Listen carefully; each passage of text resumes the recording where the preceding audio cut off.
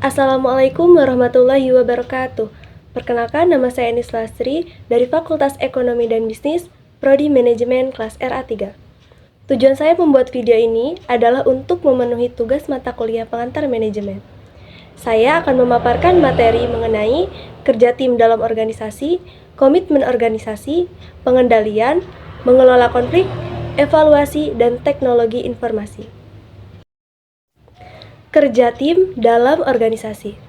Kerjasama tim adalah suatu kemampuan untuk bekerja sama dalam menuju visi dan misi bersama. Dengan kata lain, kerjasama tim merupakan suatu kemampuan yang kuat dalam mengarahkan dan mendorong para individu untuk meraih tujuan organisasi secara bersama-sama. Adapun faktor-faktor yang dapat mempengaruhi kerjasama tim antara lain yaitu 1. Pemikiran dari 2 orang atau lebih cenderung lebih baik daripada pemikiran 1 orang saja. Yang kedua, hasil keseluruhan dari tim lebih baik daripada jumlah bagiannya. Yang ketiga, anggota tim dapat saling mengenal dan saling percaya.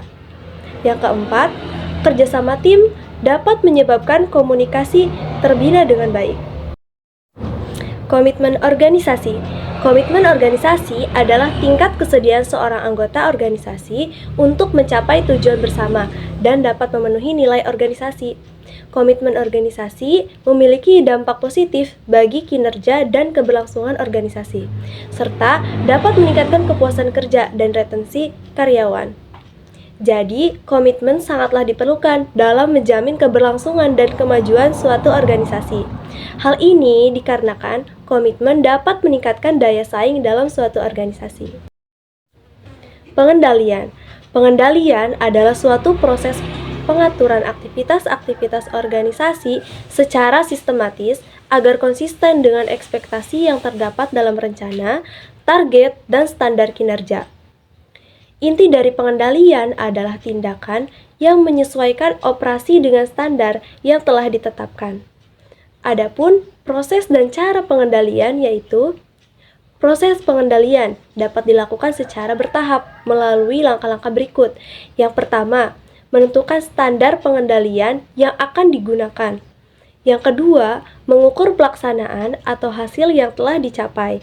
Yang ketiga, membandingkan pelaksanaan atau hasil dengan standar dan menentukan penyimpangan jika ada.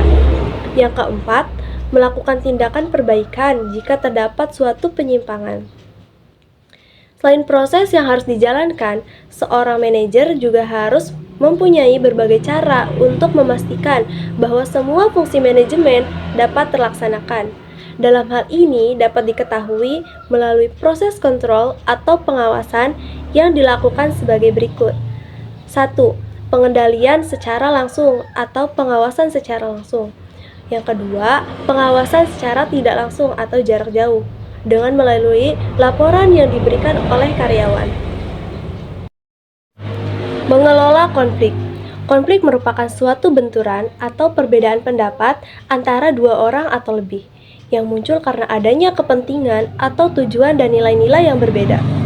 Konflik biasanya muncul secara alami yang diakibatkan karena perbedaan pendapat atau kepentingan dari berbagai konteks kehidupan manusia. Ada berbagai banyak penyebab kenapa konflik dapat timbul. Di antaranya, 1. Salah pengertian karena informasi atau berita yang tidak dikomunikasikan secara lengkap. 2. Perbedaan tujuan kerja karena perbedaan nilai hidup yang dianut. Yang ketiga, adanya persaingan dalam hal fasilitas kerja dan suatu jabatan yang terbatas. 4. Masalah wewenang dan tanggung jawab. 5. Penafsiran yang berbeda atas suatu perkara dan peristiwa. Yang keenam, karena kurangnya kerjasama antar pegawai. Yang ketujuh, tidak menaati tata tertib yang berlaku bagi semua anggota organisasi. Yang 8, ada usaha untuk menguasai dan merugikan. Yang 9, pelecehan pribadi dan kedudukan, seperti saling merendahkan posisi keanggotaan yang sedang dijalankan. Yang 10, adanya perubahan dalam sasaran dan prosedur kerja. Adapun cara untuk mengelola konflik diantaranya yaitu dengan disiplin, pertimbangan pengalaman dalam tahapan kehidupan, menjaga komunikasi dengan baik antar individu atau anggota organisasi. Dan yang terakhir yaitu mendengarkan secara aktif. Evaluasi. Evaluasi atau dapat dikatakan juga sebuah penilaian, yang berarti sebuah usaha untuk mengetahui sejauh mana perubahan telah terjadi. Secara umum, evaluasi sebagai suatu tindakan atau proses memiliki 3 macam fungsi pokok, yaitu 1. Mengukur kemajuan, yang kedua dapat menunjang penyusunan rencana, dan yang ketiga dapat memperbaiki atau melakukan penyempurnaan kembali. Namun, secara umum, evaluasi dalam suatu perusahaan memiliki tujuan akhir, yaitu untuk mengetahui tingkat keberhasilan serta mencari solusi terbaik dari kendala yang dihadapi dalam jangka panjang.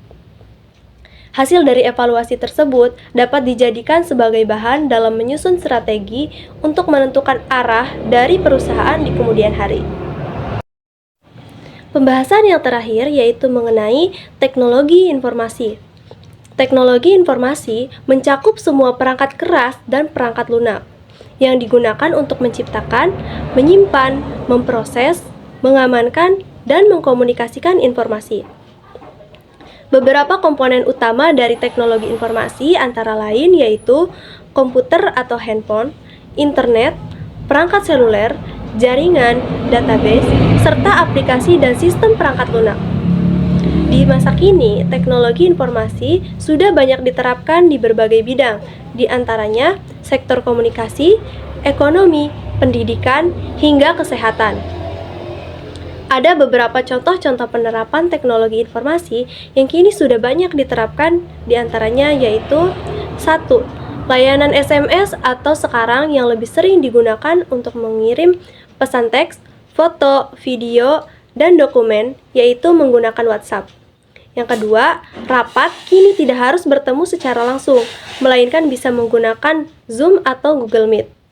Yang ketiga, penerapan Artificial Intelligence atau AI atau kecerdasan buatan. Yang keempat, HP kini juga berfungsi sebagai kartu debit, kartu kredit, dompet digital, dan alat pembayaran. Yang kelima, jual beli produk juga bisa dilakukan secara online melalui e-commerce, TikTok, Shopee, Lazada, dan masih banyak lagi. Nah, itulah tadi pemaparan materi dari saya. Atas kekurangannya, saya memohon maaf. Wassalamualaikum.